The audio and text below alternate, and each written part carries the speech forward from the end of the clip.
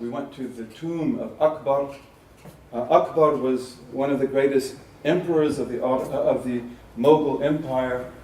I happen to like Akbar very much.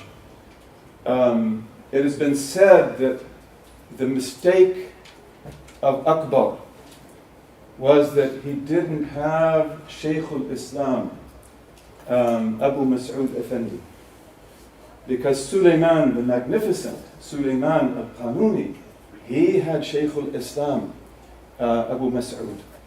And if you know the history of the Ottoman Empire, this Shaykh al-Islam was extremely important because he got the ulama behind Suleiman in everything he did.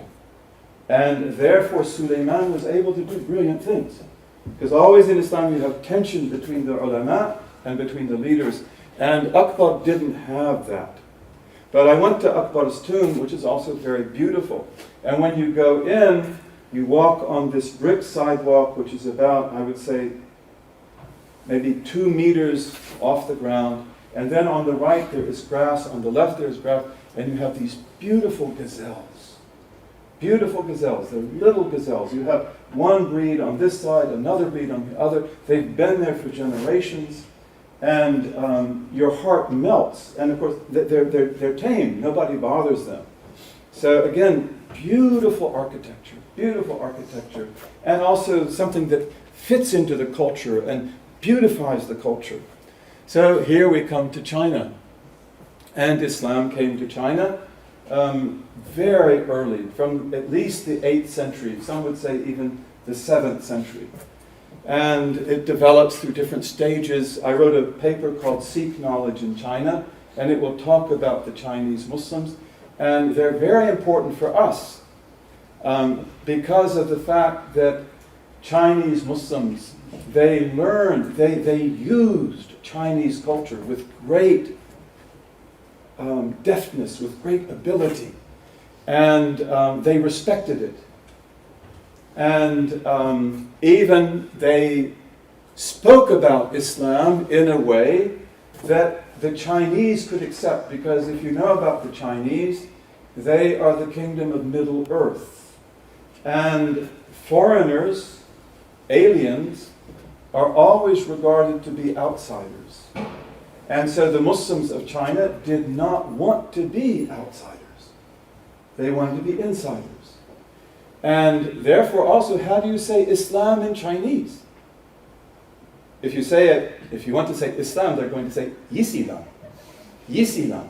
And then they will spell it with funny characters, and it's a good joke. Because like you could also read the characters, this is not Islam.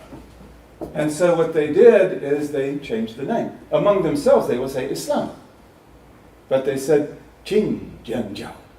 Qing Jian Jiao. The religion of the real and the pure. Anything wrong with that? And in fact, they did that in all sorts of things. And I've taken Chinese into Chinese mosques. I've had guides that were non-Muslims. And they're amazed because they begin to read all of this. The primordial religion from the foundation of heaven. Qing Jian Jiao. And so here you see a Chinese mosque. And what you might note is, and if you know about China, you would know this, it is a royal mosque. Because Islam in China was a royal religion. It was a state religion. It was invited by the Tang dynasty. And the Muslims there, some were merchants and they did other things, but most of the Muslims there served the emperor. They were soldiers. They were administrators. And they were very important in China. So the emperor says, you can build this mosque, and you can use my colors, and you can use my stones, and you can use the dragon.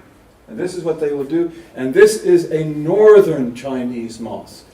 In China, the Muslim culture is divided into north and south.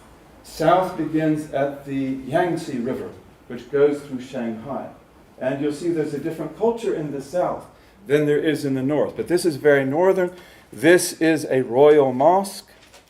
Okay, I went to one of the mosques in Western China, and the mosque is absolutely beautiful. And one of the things about the Chinese is that they always built women's mosques. And so here you have a beautiful stone mosque, which has all the royal colors, but the Chinese emperor would not endorse a woman's mosque. So they made the woman's mosque from wood. They carved it from wood, which is beautiful. And then they had to stain the wood. They can't even paint it because the colors have symbolic meaning. But also the wooden mosque was very beautiful. So, and here again, you have the garden. When you go to the mosque, you have to walk through the garden. The garden is based on Confucianist, Taoist principles. It's sort of like a Zen garden, and it's supposed to remove your anxieties and your preoccupations. And then you go to the mosque, he's coming out of the mosque. These mosques are hundreds of years old.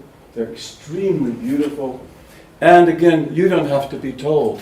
I mean, these are Chinese, but they're also Muslim. And there's no problem here. This is the crystal clear river that takes on the color of the stone that it flows over. I wish you could go there, and when you go in their mosque, you don't want to come out. You don't want to come out. This is what? Anybody want to guess? What do you think that is? A minaret. A minaret. Does a mosque have to have a minaret? Benjamin?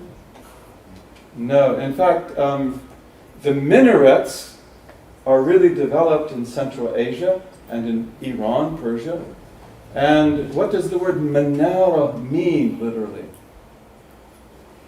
Place of fire. And why would they call it that? Because they used to build bonfires on the minarets. Bonfires. Why would they do that? What do you think?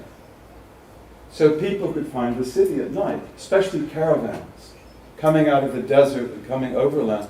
And so the minaret is actually built, especially for minarets and so forth, it's built usually for these bonfires that they would light at night so that people could see where the city was.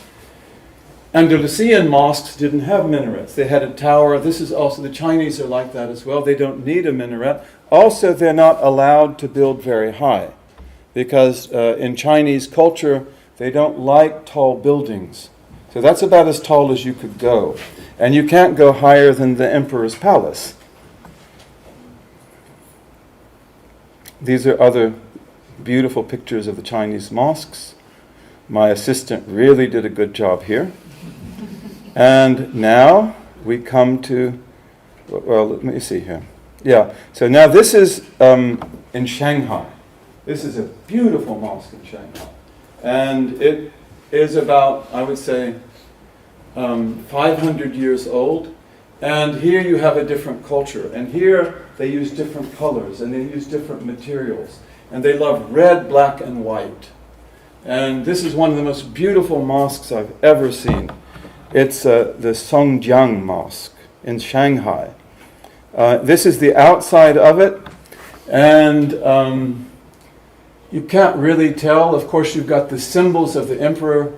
But actually in this mosque you have a big black dragon that goes on the top of the wall all around the mosque.